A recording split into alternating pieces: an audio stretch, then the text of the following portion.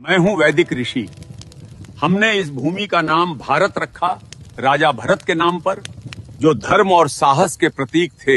यही नाम आज तक जीवित है। मैं हूं पुराणों का भूगोलविद।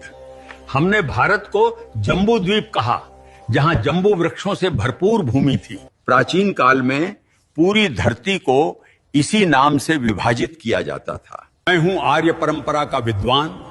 उत्तर से दक्षिण तक फैली इस भूमि को हमने आर्यावर्त कहा। यहाँ धर्म, ज्ञान और संस्कृति का वास था। मैं हूं फारसी यात्री। हमने सिंधु नदी को हिंद कहा और इस भूमि को हिंदुस्तान। यही नाम सदियों तक चलता रहा। मैं हूं यूनानी भूगोलविद। हमने सिंधु नदी को इंडोस कहा और पूरी भूमि को इंडिया।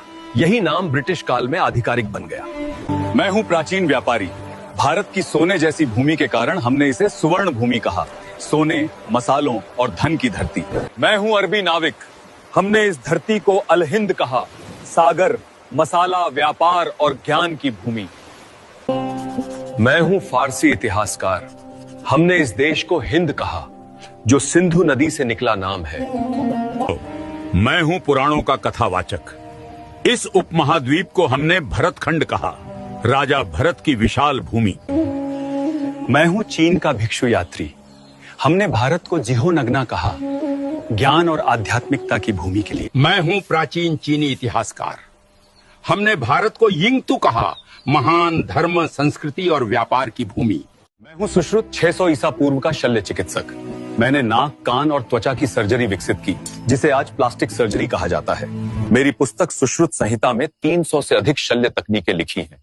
यही भारत की सर्जरी परंपरा की नींव है। मैं हूं चरक आयुर्वेद का आचार्य।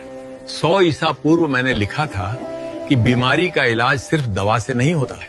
शरीर, मन और भोजन तीनों का संतुलन जरूरी है। मैंने सिखाया कि हर पौधा दवा है और हर भोजन औषधि बन सकता है। मैं हूं प्राचीन भारत का नेत्र चिकित्सक। 800 ईसा पूर्व हम मोतियाबिंद की सर्जरी करते थे। एक पतली सलाई से आंख की धुंधली परत हटाकर दृष्टि वापस लौटा देते थे। इस तकनीक ने हजारों लोगों की रोशनी बचाई। दुनिया में पहली कैटरैक्ट सर्जरी भारत की धरती पर हुई थी। मैं हूं कोणार्क का शिल्पकार। हमने सूर्य मंदिर को इस तरह बनाया कि हर पहिया एक सटीक घड़ी की तरह समय बताता है। आज भी सूरज की किरणें हर घंटे पर ठीक इसी कोण से गिरती हैं, बिना किसी आधुनिक गणना के। मैं हूं भारतीय वास्तुकार। हमने ऐसे भवन बनाए जहां हर दिशा, हर खिड़की ऊर्जा के अनुसार तय थी। बिना बिजली के भी ये इमारतें खुद को ठंडा रखती थी। यही था वास्तुशास्त्र का असली विज्ञान। मैं हूं हड़प्पा का अभियंता। 4000 साल पहले हमने बनाई पक्की नालियां और भूमिगत सीवर प्रणाली।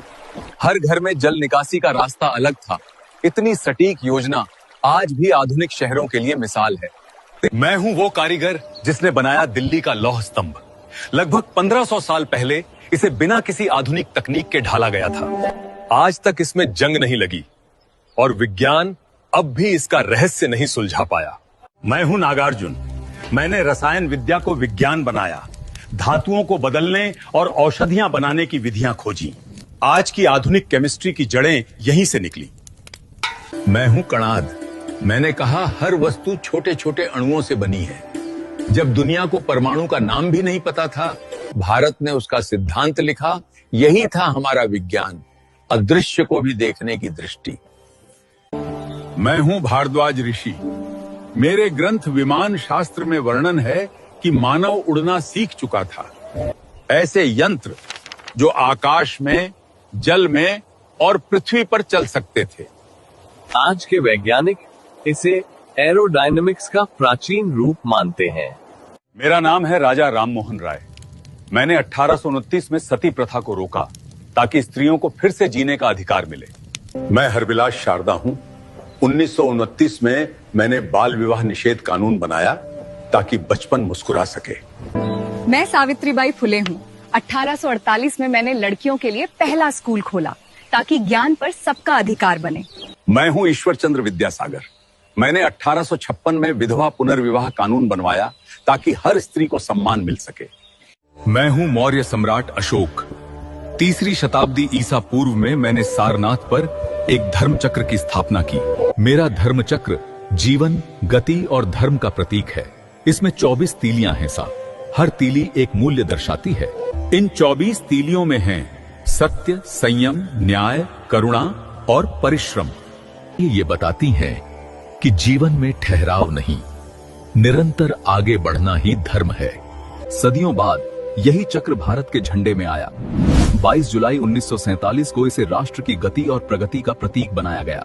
आज यही चक्र भारत के तिरंगे में है, जिसे आप अशोक चक्र के नाम से जानते हैं। मेरा नाम आर्यभट्ट है।